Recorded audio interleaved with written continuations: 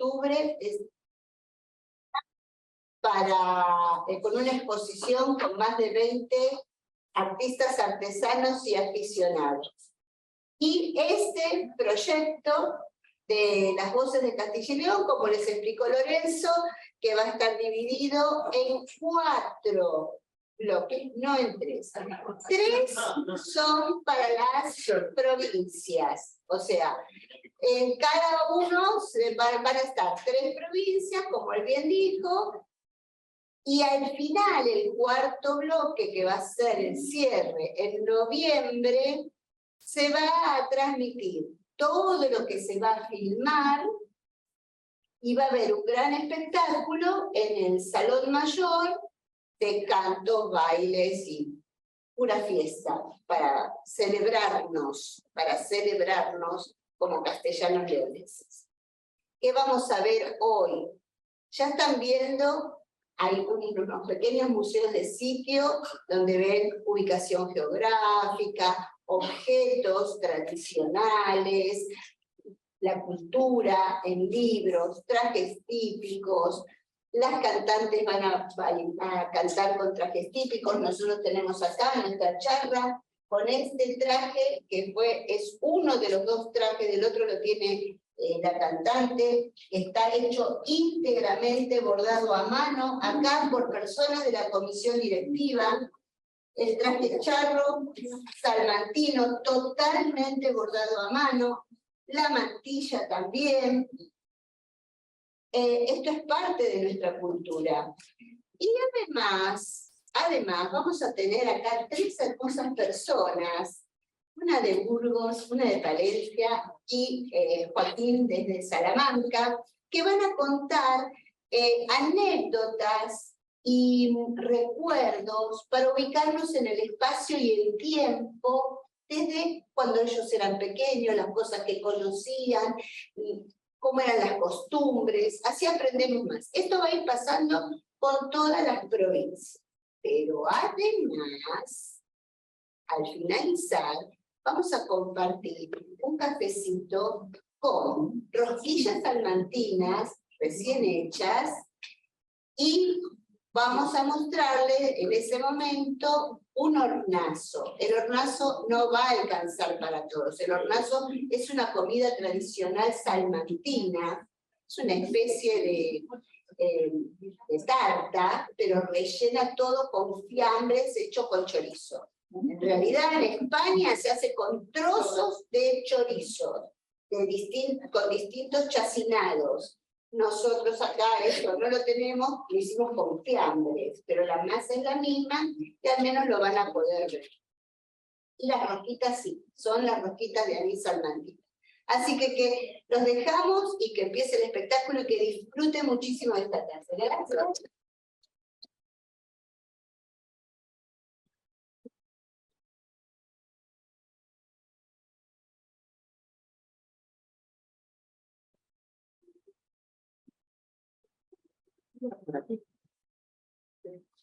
Bueno, me toca a mí.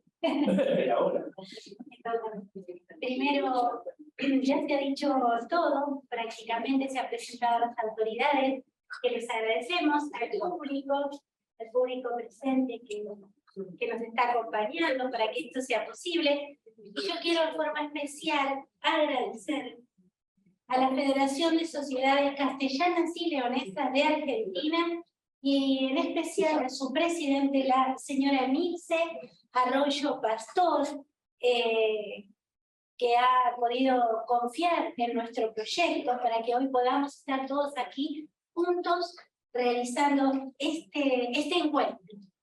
Y también al Centro Salamanca de Buenos Aires, y a su presidente, como lo nombraron, Rubén Gómez, por apoyar todas estas cosas de esta idea, este proyecto que surgió hace muchos años, 4 años yo creo, y que bueno, ahora gracias a Dios se ha podido hacer. Siempre me ha tocado el atrás de escena, esta vez me toca aquí adelante, y bueno, espero poder hacer las cosas lo mejor posible para todos ustedes. Es un proyecto, no es una función, no estamos ante una función. Estamos ante un encuentro de confraternidad y de difusión. Es decir, queremos mostrar lo que es Castilla y León y sus 9 provincias. Hoy tenemos, como bien lo dijo Graciela, aquí la presencia de 3 representantes: Burgos, Valencia, Salamanca, Joaquín, Lumi, Angelita. En agosto tendremos 3 representantes nuevos de otras provincias, también luego será en octubre, y finalmente en noviembre vamos a estar las 9 provincias juntas. Esta es la idea. Pero yo no quiero hablar, porque a mí no me toca hablar. Le toca hablar aquí, a quienes tenemos invitados. ¿Y qué les parece? Primero se presentan ustedes. ¿Sí? Damos la bienvenida a los 3.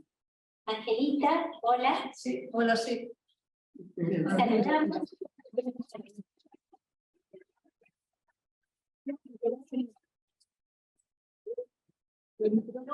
Decir nada, que soy del Centro Burgalés de Buenos Aires y estoy representándolo con muchísimo gusto y muy acompañada, así que vamos a hacer lo posible porque este es un momento agradable.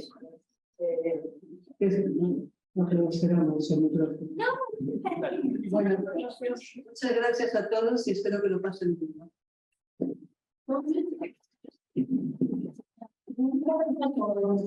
Yo me llamo Iluminado Fernández González, Lumi para los amigos. Y represento a Casa de Palencia en Argentina, que estamos nosotros, la vicepresidenta Silvina Morate. Quiero agradecer muy especialmente a la profesora Liliana Montiel y a la comisión directiva del Centro de Salamanca por esta convocatoria que me permite estar junto a 2 casas amigas, los representantes de Burgos y de Salamanca, y bueno, pasar esta tarde todos juntos y que sea forma amena y que conozcamos todos más un poquito de cada provincia. No más. Hola, mi nombre es Juan Bollo, soy del Centro Salamanca, miembro de la comisión desde muchos años, así que muy contento de estar acá, de poder contar algo cada uno de su tierra, y espero que podamos crear un clima donde por un momento nos vamos a volver al pasado y contar algunas cosas de nuestra tierra o de donde no hemos crecido o hemos vivido. Así que yo también les agradezco mucho que estén en mi casa, que es el Centro Salamanca. Gracias. Vamos a comenzar entonces por la provincia de Urna, Argentina. ¿Sí? ¿Tenés algo allí? No, bien, yo parece que contar alguna cosita, pero ya tantos años aprendió a leer. Sí, por ello me decía que diga, Te voy a poner.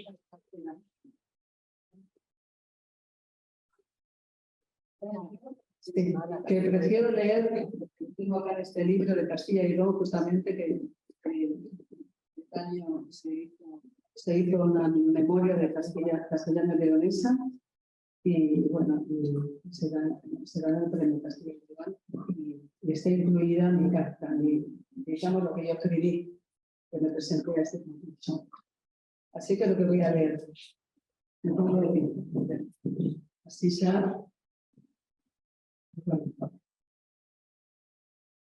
Bueno, es en realidad la historia por la cual nosotros estamos en Argentina, mis hermanos y yo, que somos Boni, Emilia, Pedro y yo, que soy Angélica. Entonces, les comento que en el año 1919 España necesitaba sus tropas de ocupación en Marruecos. La mili para muchos soldados destinados a Melilla equivalía al combate y, en el peor de los casos, la muerte. Las familias y los muchachos que debían marchar de sus hijos y novios hacia el otro lado del estrecho de Gibraltar quedaban sumidas en la angustiosa espera de noticias, aferradas a cualquier cosa, que otros medios dejaban de llegar noticias, dejando entrever el peor desenlace. Pedro López Ayuso de Quintanar de la Sierra, provincia de Burgos, era uno de los soldados destacados en Melilla, de los que escribía con regularidad a su familia. Cada 20 días, padre y madre compartían el alivio siempre provisorio de saber que, por las cartas, que Pedro estaba con vida. Una vida que, por otra parte, describía como espantosa. Pero un día dejaron de recibir cartas y tuvieron que comenzar a resignarse a la muerte de su hijo. Pasó el tiempo y llegó el momento de que Mauro, un hermano de Pedro, un tío mío, esto le seguía a Pedro, le tocaba cumplir el servicio militar. Entonces el abuelo Demetrio dijo: no voy a permitir que otro hijo mío muera en la guerra. No. Me mataron un hijo, pero no me van a matar dos. Entonces se puso en una campaña con una decisión que nadie sabemos ejecutar. Solo Dios lo sabe.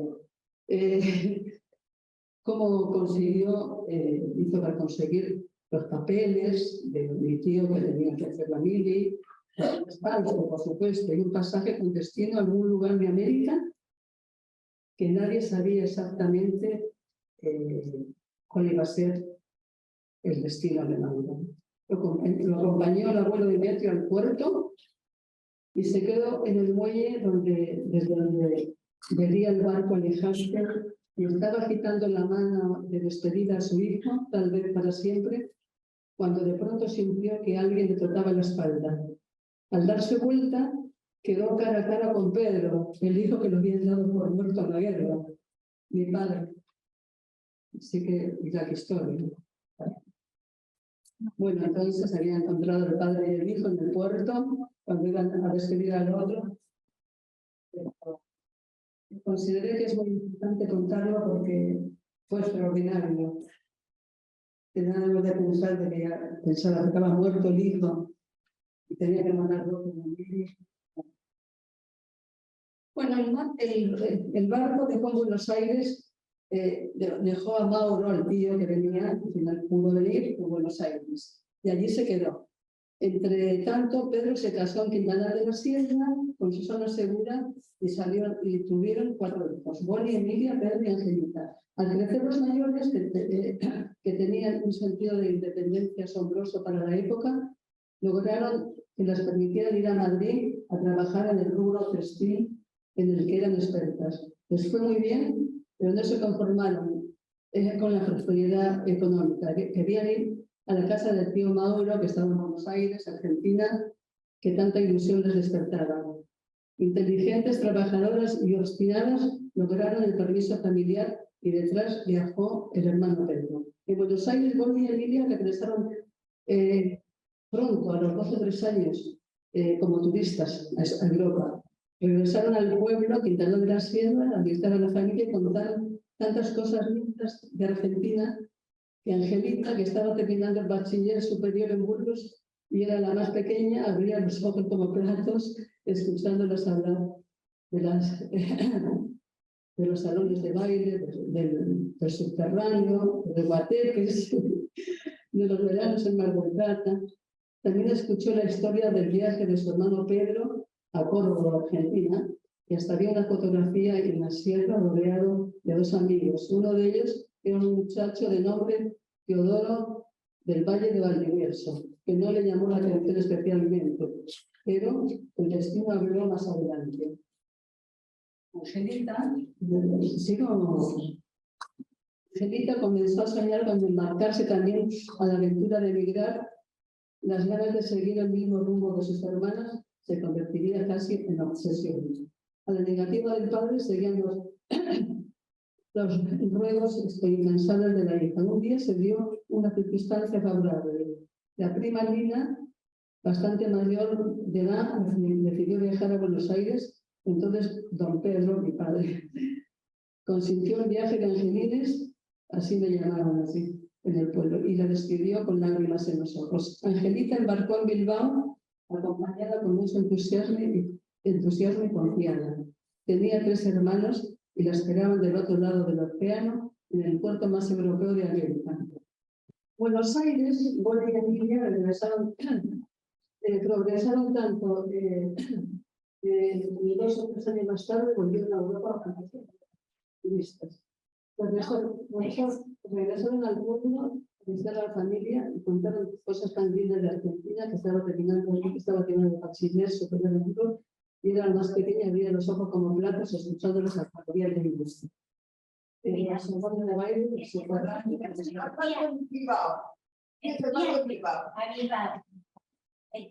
Angelita, bueno, Porque la oposición quería que mi padre, Angelita, embarcó a Bilbao, acompañada con muchísimo entusiasmo y confiada. Tenía 2 hermanas que la esperaban desde Penélope, al otro lado del océano, en el puerto más europeo de América.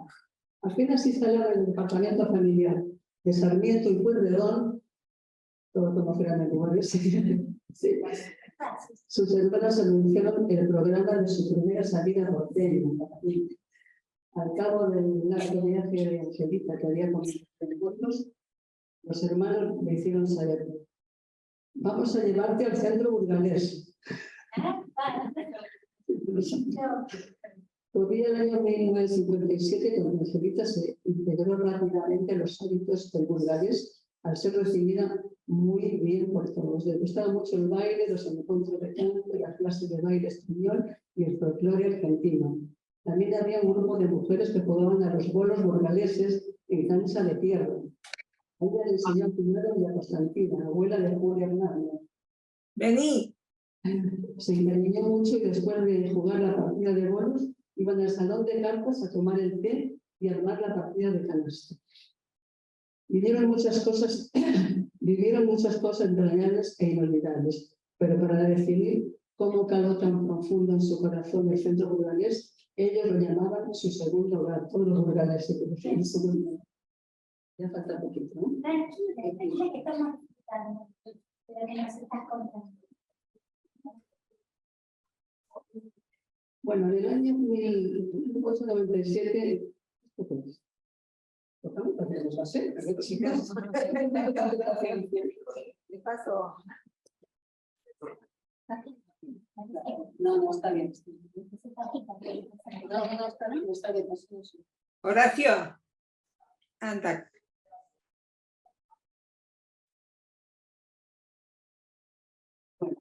Corría el año 1957 cuando Angelita se integró rápido.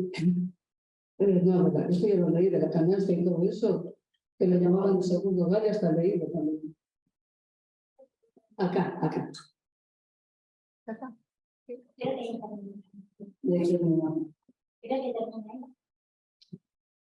Sí, porque estas ya son fotos ilustrativas. Mira, la catedral de Burgos, acá, como la dicen. Ahí termina cuando cuentas que... Cuando le llamaban su segundo hogar, ahí terminaba ya, con todo esto después allá es... No conté cuando te contamos de hoy. No, todo. Esto queremos saber.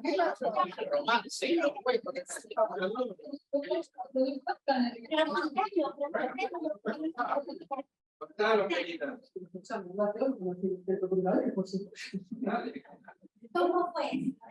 Queremos saber ahora. De salida, la llevamos a Angelita al techo otra vez. Y pues, hola, bueno, me llevaron al centro burgalés y conocí a todos, a mucha familia, y la verdad que fue inolvidable, y entre ellos conocí a Teo, por supuesto. Al principio no, después surgió que empezamos a hablar, a salir, y siempre en el centro burgalés juntos, bueno, ahí surgió que después se formó la pareja. Y todos muy contentos y felices. Bueno, pero ¿cuándo fue? En el centro cultural de México no podemos ir. Con las introducciones, pero ha sido muy hermoso contarles mis formas de cómo llegué a Argentina, que fue de carambola en realidad, pero estoy encantadísima. Esto es un también.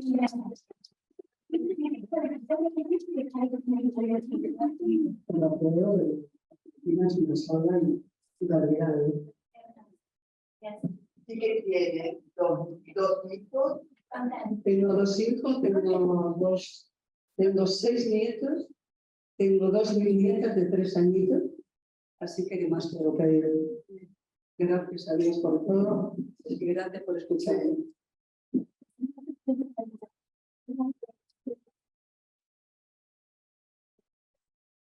Podemos pasar a Palencia entonces.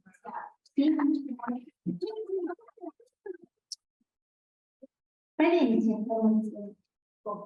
Sí, pero siempre lo corrigen. Siempre que digo Palencia, me dicen Palencia. Estoy diciendo Palencia. Con P, por supuesto. Pero siempre que digo Palencia, Palencia. No, estoy diciendo Palencia. Que no otra cosa. Porque siempre, pero tienen como un reflejo, sí, es como algo. Pero ¿por qué? Si es Palencia. Además, estamos hablando de Castilla y León. Bueno, sí. Te damos la palabra. Bueno, yo nací hace muchos años en la provincia de Palencia. En el norte, en la montaña palentina, uno de los más lindos lugares que tiene Palencia. Nací en una cuenca minera llamada Vallejo de Oro. Toda la actividad giraba alrededor de la extracción de carbón. Fue una colonia minera con mucho éxito en su época. Las condiciones de vida para los mineros eran totalmente insalubres. El trabajo del minero es duro, es difícil. Y mis dos abuelos, materno y paterno, mis tíos, mi padre, todos trabajaban en la mina. Trabajaron, después siguieron trabajando.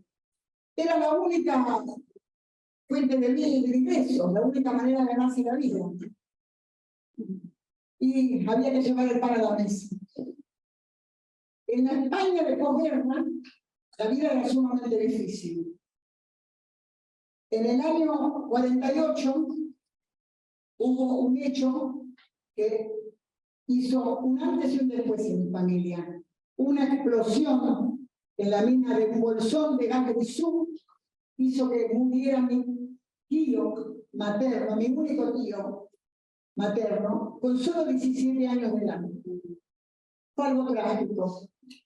Eso hizo pensar en mi padre que nosotros teníamos que tener derecho a vivir una vida mejor. Y ahí pensó en emigrar, en venir a Argentina.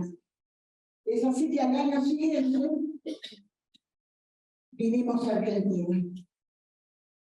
Yo tengo recuerdos, a pesar de que llegaron 3 años, yo tengo recuerdos muy nítidos, no mucho, pero los tengo.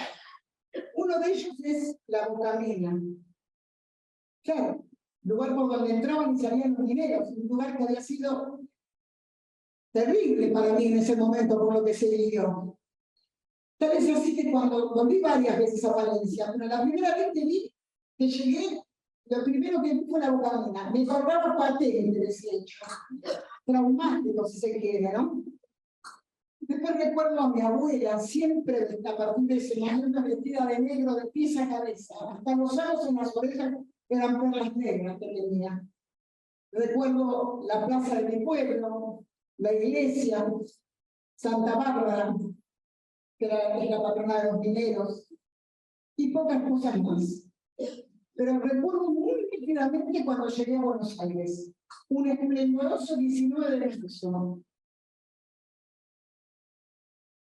En el buque Buena Esperanza, el cabo Buena Esperanza. Y eso era lo que traíamos, esperanza. Mi vida después transcurrió en la Argentina.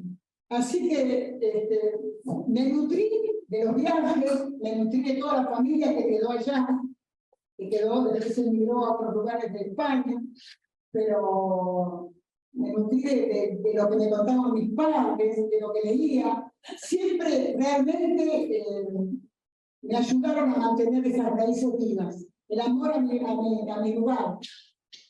Y la convocatoria que hiciste para este proyecto me remueve muchas cosas, sinceramente te digo. Sí, yo me crié en Argentina, estudié con una familia, tengo 2 hijos, 5 nietos. Soy agradecida a este país. Para mí, yo me siento argentina, pero me tira lo mío, las raíces son de Palencia, justamente. Yo quiero, el mapa está expuesto, cualquier cosa lo pueden observar. Quiero decir 3 cosas que me parecen fundamentales para mencionar de Palencia. Primero, que tuvo la primera universidad de España. Luego se trasladó a Salomar, pero la primera universidad estuvo en Valencia, la primera universidad de España. Después, el primer ayuntamiento de España del año del fuego, 8 del año 823, estuvo en Brañosera, en el fuego de Brañosera, que ahí estoy inscrita yo. Fue el primer ayuntamiento de Valencia. Y después quiero hacer mención a algo que me parece muy importante. Nuestro traste, que también está expuesto. Está expuesto con una serie de recuerdos familiares. Las mantas palentinas famosas. La que está expuesta está hecha por mi abuela materna, que estaba teñida con vegetales de la zona, hecha en forma artesanal. Están las sábanas de casamiento de mis abuelos paternos. Está la colcha también de mis abuelos.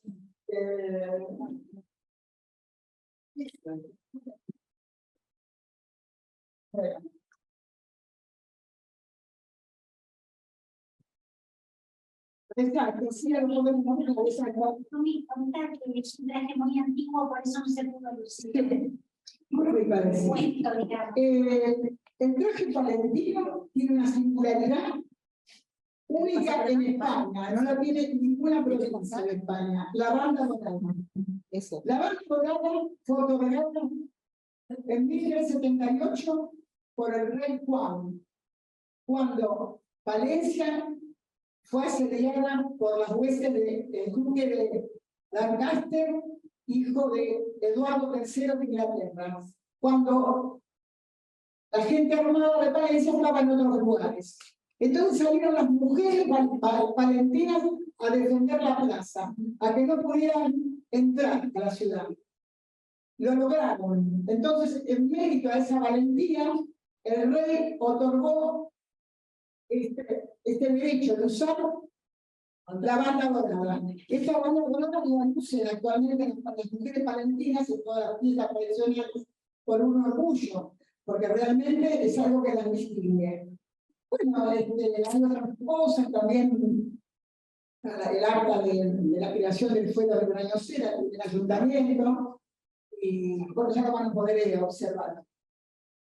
No sé qué más quieres que te cuenten. ¿Cómo fue la cosa en venir aquí a Argentina? ¿Cómo cuando me decían que artista? Bueno, yo realmente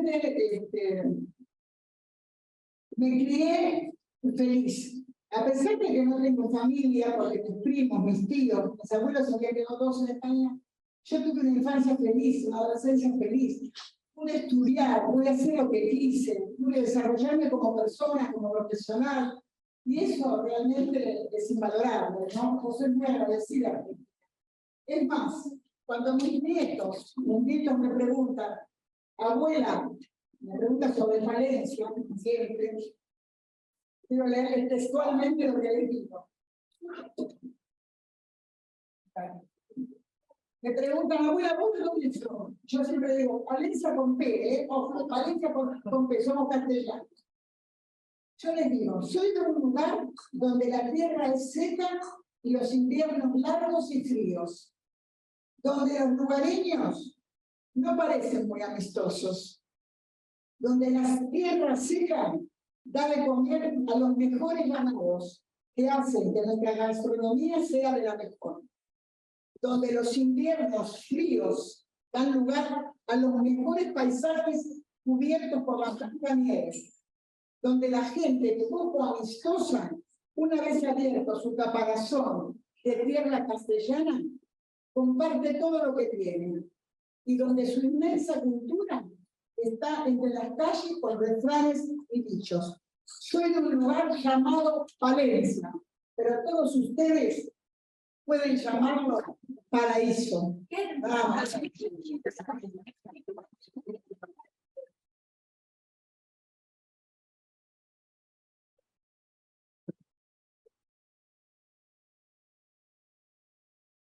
Ana, que recuerde que es la creadora de Casa de Palencia en Argentina. Ajá. Dice que son las creadoras de la casa de La fundadora de Casa de Palencia, tiene como representante de Casa de Valencia, pero en el 2008 un grupo de palestinos y descendientes tuvimos la idea, hicimos la Quijotada en esa época ya tan difícil de crear la Casa de Palencia, que se creó en el 2009. Y bueno, tuvimos muchísimas satisfacciones, mucho trabajo, mucho esfuerzo, pero bueno, podemos decir que una de las satisfacciones más grandes es que se hayan encontrado familias que al venir a la Argentina se habían perdido, familias de Tandil, como la familia de la presidenta, se habían desconectado desde Salta, desde Mendoza. O sea que esa es una gran satisfacción, que nuestros palentinos se hayan vuelto a reencontrar a través de la institución. Eso para nosotros es una de las mejores cosas. Y bueno, adherimos a todas las tareas de la federación, tenemos el concurso de pintura y dibujo infantil Palencia con P, que hace 12 años que lo hacemos. Celebramos el 2 de septiembre con un chocolate que generalmente tratamos de que venga de Palencia, de la Trapa, chocolate exquisito, San Antonín, que es el patrono de Palencia. Sí, tenemos 2 libros que están expuestos, la Memoria Palentina 1 y 2, justamente para poder recopilar estas historias que trae cada uno. No están escritas por escritores profesionales, simplemente cada uno volcó sus emociones, sus sentimientos, como para que quede registrado en ese afán, como siempre pensé y pienso, de que quede para nuestros hijos y nietos el recuerdo de nuestro lugar, las raíces, en este caso Palencia, como en tu caso fue Burgos, sí. Nada más.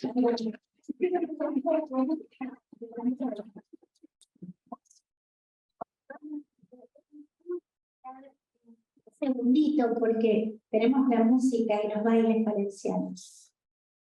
Pero no vamos a escuchar a Joaquín. Y luego vamos a hacer juntos esto. Hemos sufrido un pequeño inconveniente, bastante importante, no es de salud, pero algo bastante importante y grave. Así que vamos a esperar que los bailarines, por eso yo le pedí acá que fueran a pedir silencio, hubo un poquito de revuelo, de lío. Pero nada, ya pasaron. Vamos a escucharlo a Joaquín y de paso nos vamos tranquilizando todos. Sí, Joaquín, les vamos a ver qué nos va a contar de su Salamanca.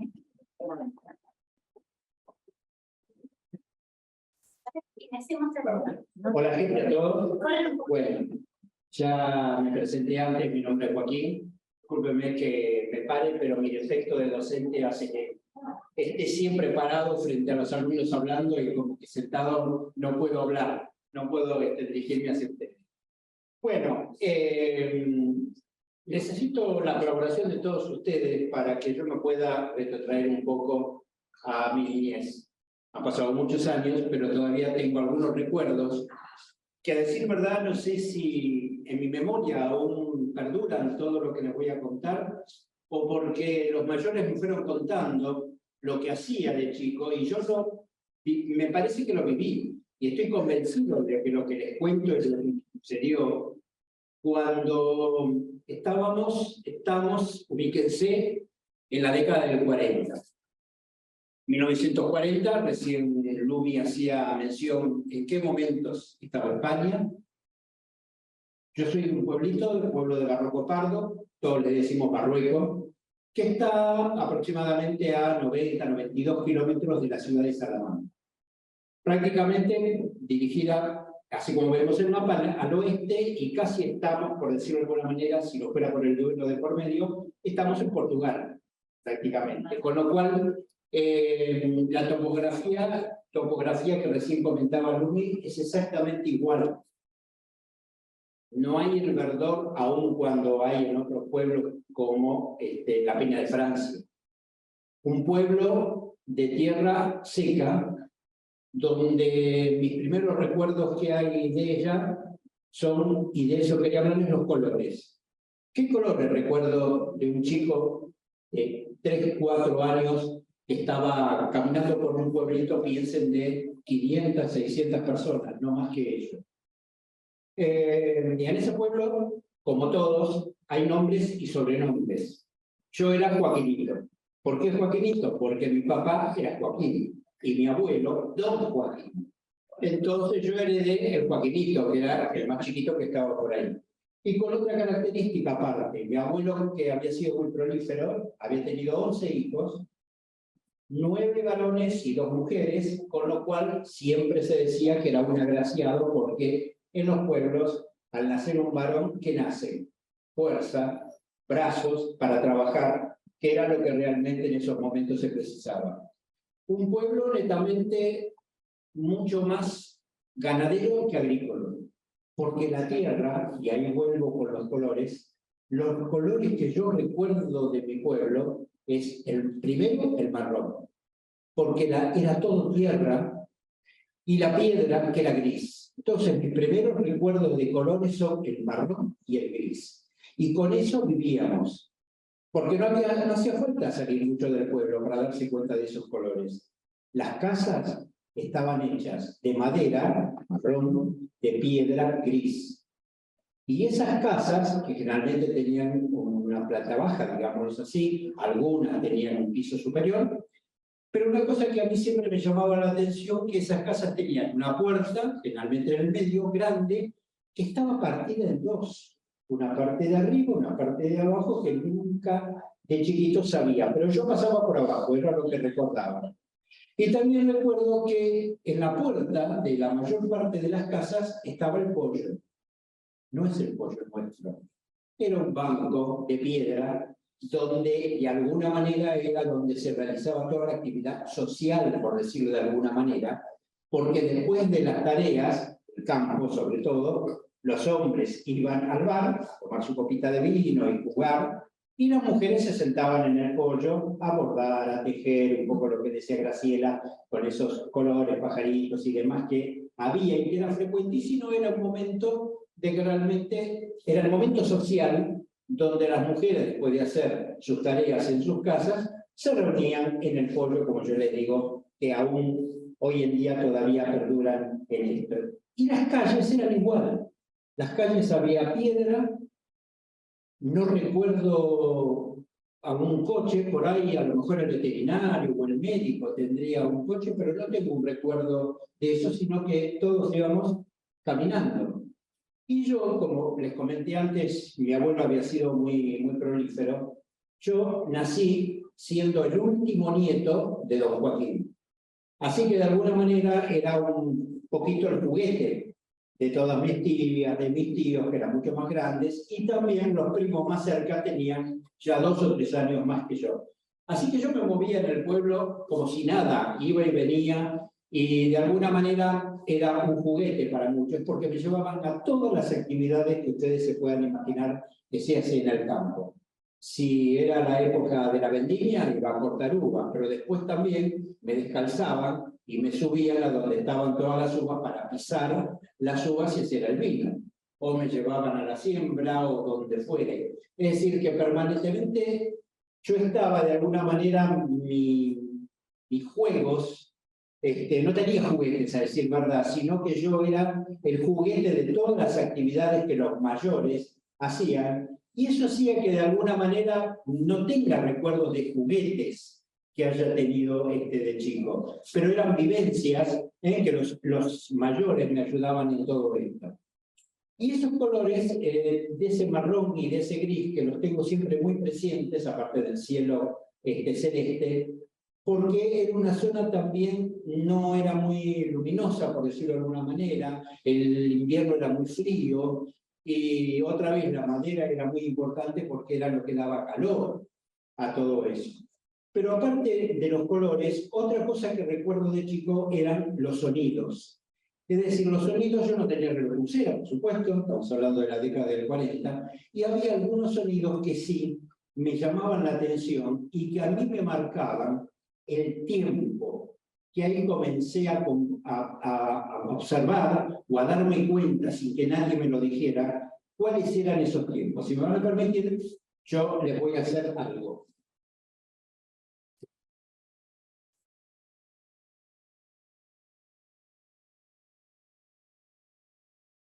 Seguramente ustedes al escuchar esto, y quiero también que me ayuden, algo deben recordar.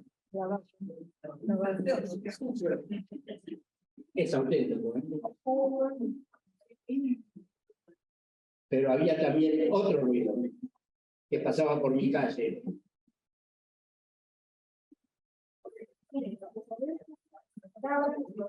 Estos dos ruiditos, y algún otro que acá también, antes, esto a mí me simbolizaba muchas cosas. Primero, que yo me daba cuenta que tanto uno como otro aparecían casi antes de que saliera el sol. Ya amanecía, empezaba el día, y lo volví a escuchar cuando caía el sol. ¿Qué pasaba? En el primer momento eran todos los pastores o la gente del pueblo salían con el primero era obviamente las mulas o las vacas o lo que tuvieran, el segundo era para las ovejas y las cabras, cada uno. Y yo sabía que si me asomaba a la ventana, iba a ver eso, todas las cabras, las ovejitas, como salían con un pastor que las iba acompañando. Y a la tarde iban a volver para guardarlas, porque después, cuando uno llega a la Argentina, se da cuenta que no hay que guardar, o no guardamos nosotros los animales. Allá sí guardaban en la cuadra o en cada una de las casas se guardaban los animales, y algunos comenzaban, de acuerdo a lo que era alguna alimentación adicional o no, empezaban a extraer la leche o lo que se hiciera con ella, que empezaban unas nuevas tareas que eran distintos a lo que habían hecho durante el día los pastores que estaban ahí. Y esto a mí de alguna manera me marcaba, como les dije, los tiempos. Yo ya me daba cuenta que había algunas cosas que sucedían en el campo en un momento, en el pueblo, en un momento del tiempo y en otro momento. Pero había otro ruido que me llamaba, un sonido, perdón, que me llamaba mucho la atención, que yo veía así el comportamiento de la gente, que eran las campanas de la iglesia. Las campanas de la iglesia, yo rápidamente me di cuenta que sonaban distinto si eran a la mañana o a la tarde, si era un día de semana o un domingo, porque yo veía que la gente se vestía distinto, si era durante el día de semana que llamaba misa, o el domingo que llamaba misa de domingo, que había que vestirse de una manera distinta a la de la semana. Y donde cuando entrábamos a la iglesia pequeñita, adelante se sentaban las mujeres y atrás parados estaban los hombres. Esa separación que había entre una cosa y otra para comenzar la misa y el saludo que había también para el Padre. Pero dentro de esos dos sonidos que yo ya los distinguía y de alguna manera me daba cuenta de que estaba en un día, por decirlo de alguna manera, de trabajo, y la otra sonaba en un momento de fiesta, había otro tañir que también me sonaba a triste. Yo veía que en algún momento del tiempo, que podía ser a la tarde, a la noche, eso no lo tenía claro, pero yo veía que mamá y mi tía Ana lloraban. Ese sonido me daba cuenta que era una noticia triste. No sabía cuál era, pero yo las veía que lloraban. Otras veces también el sonido era el mismo, pero se persignaban solamente. Mamá y tía no lloraban. Había algo distinto. Uno después se daba cuenta que era la muerte, pero la muerte de un ser muy querido, cercano, a la muerte de alguien que era del pueblo. Y más tarde comenzó ese sonido de muerte a ser mucho más continuo y seguido. ¿Qué había pasado en el pueblo? ¿Qué era lo que había cambiado? La mina, que era lo que ella comentaba. A 10 kilómetros de nuestro pueblo, pequeñito, en que lo único que había eran tierras secas y duras y llenas de piedra y que había que trabajarla mucho, aparece la mina. Estamos en la guerra y había Wolfram a 10 kilómetros del pueblo. Y ahí fue la explosión del pueblo. Ahí ya cambió el pueblo. Ya no era lo mismo. ¿Por qué? Porque empezaron a venir los explotadores de la mina y las minas no eran con la tecnología que hoy conocemos. Era paco de piedra. Realmente, eran dinamita. Entonces, ¿de dónde venían? Del pueblo no, porque la gente del pueblo tenía su tarea normalmente. Venían los forasteros. de los pueblos, de Portugal, porque se ganaba mucho dinero.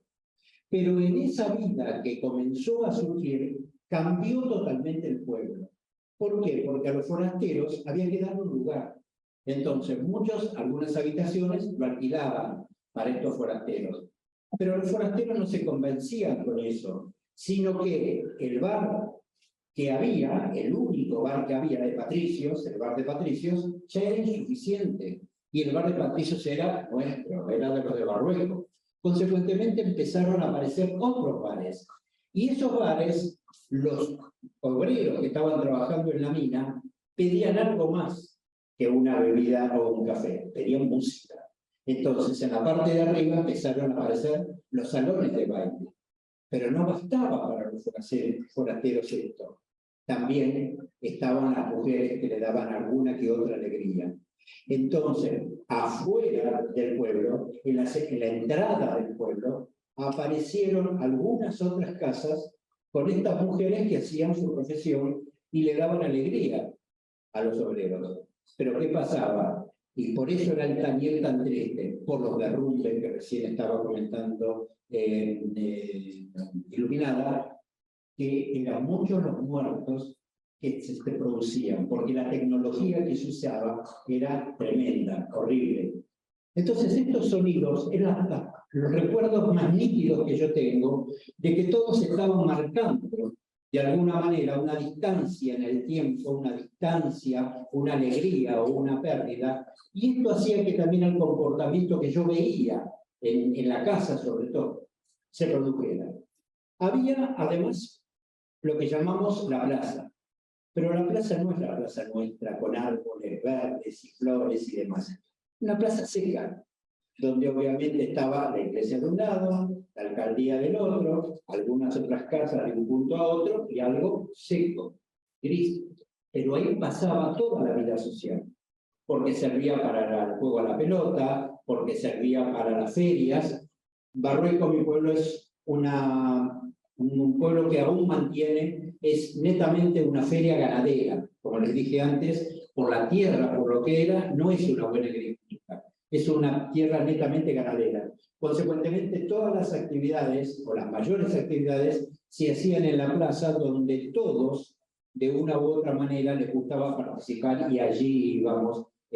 Nosotros vivíamos acá vivíamos a una cuadra, pero ya sería 5 o 7 casas de pronto que estábamos cerca de la plaza. O sea que yo me movía en el pueblo con una total tranquilidad, porque como les dije antes, mi coche sabía, donde estaba de alguna manera con toda la familia que les dije, rodeado. Alguien de la familia ya me veía que iba para un lado o para otro. ¿Cómo? Pero hubo un día, creo que era un domingo, y por el mes de septiembre, porque en el mes de septiembre nosotros en Marruecos se hacen las ferias y fiestas, y prácticamente en casi toda Salamanca se festejan. Generalmente las primeras semanas, los primeros días del mes de septiembre se festeja la fiesta. Yo ya había visto que días anteriores habían aparecido muchos carros que no eran los propios que nosotros teníamos en el pueblo, sino que los traían de otro lado. Esos carros yo vi que de alguna manera lo que hacían era ordenarlos o matarlos en forma circular. Es decir, esos carros lo iban poniendo en forma redonda, yo veía, y traían arena que la ponían en el piso y demás. No sabía lo que había pasado, pero veía un cierto nerviosismo, una cierta alegría en el pueblo. Una fiesta se estaba por acontecer en ese tiempo. Bien, llega ese famoso domingo, todo el mundo obviamente vestido de dominguero, como estábamos todos, comienzan a tomar ubicación en los distintos lugares donde en general, en la parte superior del carro, estaban las mujeres, que se podían sentar, los hombres estaban más atrás o parados en otros lados, y yo, que era chiquito, estaba, como los jóvenes, en el piso, de modo tal que yo sentado en el piso, lo que tenía por frente, justo me tocaba la rueda de un carro, con lo cual tenía que ir moviendo la cabeza de un lado a otro para ver lo que estaba pasando, y no veía mucho lo que estaba sucediendo ahí, pero me daba cuenta de que algo estaba sucediendo que era distinto y creo que tengo recuerdo de un solo día que haya pasado eso. Bueno, volvemos otra vez entonces. Este chiquito que andaba dando vuelta por ahí ya había descubierto de alguna manera ciertos colores que el gris y el marrón se habían dado cuenta que era algo predominante en todo el pueblo, que de alguna manera quizás nos marque a los castellanos y fundamentalmente a los salmantinos este espíritu que tenemos quizás retraído. No tenemos la alegría de los sevillanos ni de los andaluces, ni mucho menos, sino creo que hemos desarrollado otras habilidades y otras culturas. Y dentro de eso, como le comentaba antes, de esos ruidos o sonidos que yo sentía por estas campanitas de los animales que iban y volvían, mi pueblo, como muchos, eran pobres.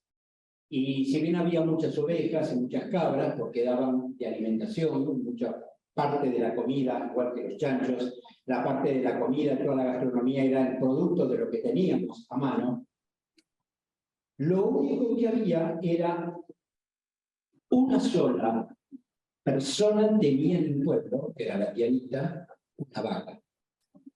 No teníamos vacas, teníamos una vaca. Y esa vaca, uno de los principales compradores de su producto, era mamá. Mamá ya había estado muchos años en Buenos Aires. Y eso hacía que, de alguna manera, y mi papá igual, había acá consumido leche de vaca. Y en el pueblo, para sus hijos, yo tengo dos hermanas mayores, ella quería seguirle dando lo que había aprendido en los años que había estado en Buenos Aires. Con lo cual mandaba a mi hermana mayor, Juliana, todos los días a comprarle leche a la vaca, que era lo único que había, como les dije antes, que era de la tianita. Todos los demás en general tomaban, después creo que ya nos fuimos acostumbrando, la leche de oveja, leche de cabra, o lo que fuera.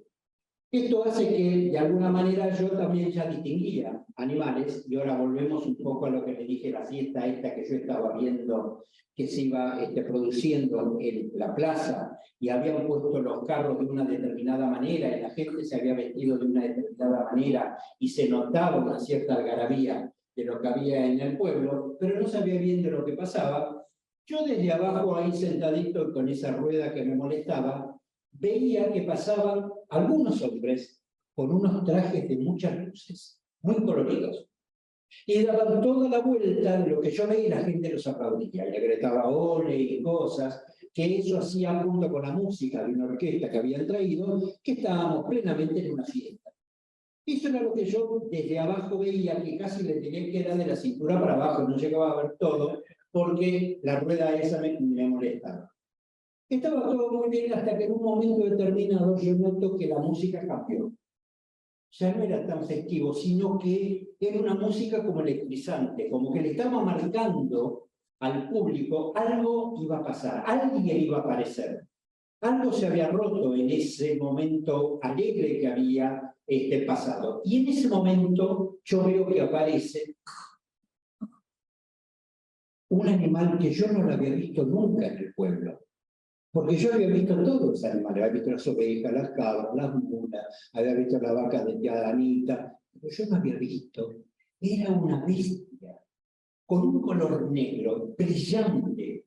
Quedé fulminado con ese color, porque yo nunca había visto un animal tan grande y de un color negro tan brillante, que de pronto salía desesperado y entró de mal humor. ¿Por qué me di cuenta? Porque empezaba a hacer unos ruidos raros que yo no los había escuchado nunca, con las pezuñas rascaba todo eso, y daba vueltas como que quería irse de ahí. Me dio la sensación que no sabía lo que pasaba, pero realmente algo le estaba por suceder. Y en ese momento descubrí un nuevo color que era un poquito más subido que el gris, que yo estaba conocido a ver de las piedras, que ya era la piel de ese animal que me fascinó de color. Porque contrastaba con todos los colores alegres que tenían los otros hombres que habían pasado hace un rato. Pero de pronto veo que uno de esos hombres se acerca corriendo hacia este animal que no sabía ni cómo se llamaba ni lo que era, pero yo veía que en la mano llevaba dos pinceles o algo por el estilo de colores, que le hace algo como un toque y sale corriendo. de pronto veo que sobre esa piel negra, brillante, empieza a aparecer como una flor de un color rojo brillante. Era como una rosa que aparecía sobre esa piel negra. Y todo el mundo gritaba. Y de pronto eso que a mí me fascinó porque por primera vez vi el negro con el rojo enfrentándose de alguna manera sobre esa piel tan negra, vi que esa flor seguía creciendo y aparecía otro pétalo más rojo. Y cuando yo digo eso, de pronto siento a mi mamá que me toca el hombro y me dice, Joaquinito, a casa. Yo digo, pero ahora que me empieza la fiesta, me dice, a casa. Le digo, pero mamá, seguramente van a venir otros pintores con otras acuarelas y con otros colores, y a ese animalito le van a pintar otros colores, verdes, celestes, amarillos. Joaquinito, a casa. Y así nos volvimos para casa, sin saber al final qué era lo que pasaba. Y pasa el tiempo, pero me quedo. Y a pesar de esa duda que me quedó, nunca me animé a preguntarle, pero mamá, ¿por qué me sacaste? Justo cuando estaba la fiesta y iban a empezar otros a pintar cosas sobre ese animalito, vos me sacaste. Pero la vida siempre te da una respuesta sin que muchas veces vos la preguntes. En el año 2001, estoy en Salamanca, paseando, y me encuentro con que el gobierno de la municipalidad de Salamanca distribuyó aproximadamente unos 30 o 40 de estos bichos en tamaño real y se lo habían entregado a distintos pintores, artesanos, artistas, y cada uno le daba un color o un dibujo distinto. Que era lo que yo me había perdido ese día, que realmente, seguramente creía, y lo sigo creyendo, porque yo nunca fui a una corrida de toros, ni lo haré, para que estos animalitos se presentaran de una manera mucho más, digamos, alegre. Y ahí sí me amigué, no los vi tan enojados, no los vi tan mal, sino que me saqué fotos, los abracé, recorrí todos los toritos que había encontrado en toda la ciudad. Por eso también, a pesar de todos los años y por suerte que yo tuve la oportunidad de vivir con mi madre, ahí comprendí en ese momento qué era lo que ella sintió por mí. Y ya sabía el final de la historia. Y quizás para su chiquito de 3, 4 años no quería verlo. Y yo les confieso hoy, que tengo muchos años, que muchas veces cuando la vida me enfrenta a determinadas cosas serias, duras, difíciles, créanme que todavía siento el calor de la mano de mi madre acá al costado, que me dice al oído, Joaquinito, a casa. Bueno, muchas gracias a todos, Joaquín, Lumi, Angelita. Como cierre, tenemos unas palabras de ustedes, ya nos vamos. Cumplimos con este primer encuentro que tanto deseábamos hacer y que hemos podido hacer gracias a Dios. Como dijimos antes, gracias a la Federación Castellana y Leonesa, gracias al Centro Salamanca. Y queremos tener el cierre de ustedes. ¿Qué nos deja este encuentro? Que no fue una presentación, como dijimos, artística, sino difusión, confraternidad, emigración, un montón de cosas que ustedes han transmitido a través de las canciones, los bailes, la música, las palabras de ustedes, el pequeño museo de sitio que se encuentran aquí, además de todas las vestimentas, la ropa y también la gastronomía. También queremos agradecer muchísimo a Ana Pascua y a Graciela Lafroche, que han trabajado tanto con todo lo que fue la gastronomía, y también a Faustino, que no recordaba su nombre, a todos han trabajado, se trabajó mucho para lograr esto, y se hizo con mucho amor. Por sobre todas las cosas, con mucho cariño, mucha dedicación y amor. María, que trabajaste tanto en Palencia, la secretaria de la Casa de Palencia, que trabajó un montón para poder lograr presentar hoy el traje. A todos, a todos, a todos, muchísimas gracias. Y ahora vamos a escuchar las palabras del diario, entonces, que dice muy fácil. Y cerramos todos juntos con una canción que escucharon, así que la vamos a poder bailar, que va a ser sobre el puente de Arán, ¿sí? Sí, vamos a presentar rosquillas castellanas y vamos a presentar el hornazo típico de Salamanca. Bueno, muchos de ustedes ya han degustado las rosquillas salmantinas. Yo voy a explicarles en qué momento se servía. Esto es una comida de pobres, las dos comidas son comidas de pobres, y antes en los casamientos, cuando no había torta, los novios se casaban, se hacía la ceremonia, y después se invitaba a la gente y se sentaban en un patio o en un salón de la casa y se les servía estas rosquitas de anís con una copita de anís. Ese era lo que se servía y ese era el festejo. Y esto que es el hornazo, que ya está cortado, el hornazo empezó a usarse en los lunes de agua, una canción, una música acá sobre los lunes de agua, que en otro momento explicaremos bien, pero desde más o menos el siglo XVIII hasta hoy, esta comida, que es una masa condimentada con pimentón y rellena con todo tipo de cerdo, chacinado de cerdo, se hace como para ir a un picnic, como para ir al río y llevar al río y comer. En realidad empezó a hacerse para ir a recibir después de la segunda semana, después de Pascua, para ir a recibir a las prostitutas que volvían a Salamanca. Y de ahí quedó una tradición, y el día de hoy es una comida, el lunes de agua se celebra en Salamanca con un feriado provincial, van todas las familias con los hijos todos a la orilla del río y comen el hornazo.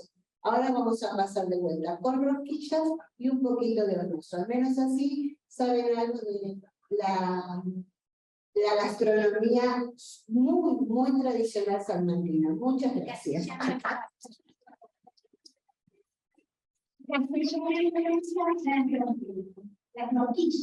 rosquillas. Así que vamos a escuchar primero la palabra de nuestros invitados de hoy, de honor, que nos van a decir qué les pareció este encuentro, con qué se van, qué se llevan hoy en el corazón. Angelita, Urbe. Tengo palabras porque ha sido tan agradable estar acá con todos vosotros y disfrutar de estar en nuestras anchas. Realmente no tengo palabras para explicarlo perfectamente, pero sí que ha sido para mí muy buen momento y importante para que quede para la posteridad y que se siga haciendo todo este tipo de cosas para que todas estas tradiciones no se olviden. Así que es muy positivo y muy encantado de haber pasado. Es del fin, se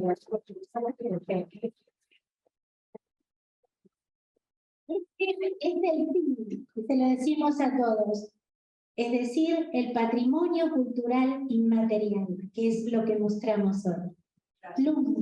Bueno, yo, ¿qué me llevo en mi corazón? Alegría. Realmente me da mucha alegría que encuentro. Felicito a Liliana y al Centro de Salamanca que hayan podido concretar este proyecto, porque realmente me llenan alma estas cosas. Y es lo que yo pienso. Reafirma las palabras de Joaquín, Angelita reafirma lo que pienso, educar a nuestros hijos, a nuestros nietos, de dónde somos, quiénes somos, de dónde venimos, que conozcan nuestro patrimonio cultural, que conozcan nuestra vida, cómo era antes. Bueno, todo eso es el esfuerzo, por ejemplo, de Liliana, lo estamos logrando. Así que yo me voy con mucha alegría, con mucha satisfacción. Y nuevamente agradezco a Liliana y al Centro de Salamanca. Esta cosa